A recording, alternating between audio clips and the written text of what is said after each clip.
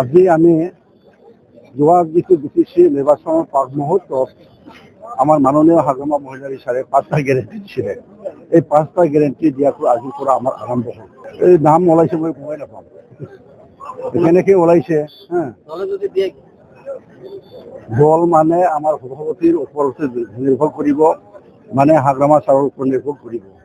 আৰু হাগ্ৰামা ছাৰ যদি নহয়, যদি নকৰে আমি কেনেকৈ যাব পাৰিম, সেইটোৱে কথা। ওলোৱাটো ওলাইছে, ময়ো শুনিছোঁ। যিয়ে নহওক নিৰ্বাচনটো আহিব যাব। আমাৰ দায়িত্বটো হ'ল যে BTC চৰকাৰ গঠন কৰাৰ পিছত BTC চৰকাৰৰ আগত যিবিলাক আমি কথা কৈছিলোঁ সেইটো আজি আমি কৰিবলৈ বিচাৰিছোঁ। কাৰণ যোৱা 5 বছৰত আগৰ চৰকাৰে UPP চৰকাৰে যেনেকৈ কথা দি পেলাই কৰা নাই, কিন্তু আমি আজি 4 মাহৰ ভিতৰতে ৰাইজক যিটো কথা দিয়া, এই কথা দিয়াটো আমি পালন কৰিছোঁ। অৰ্থাৎ হাগ্ৰামা ছাৰে সেইটো কাৰ্যকৰী কৰিছে।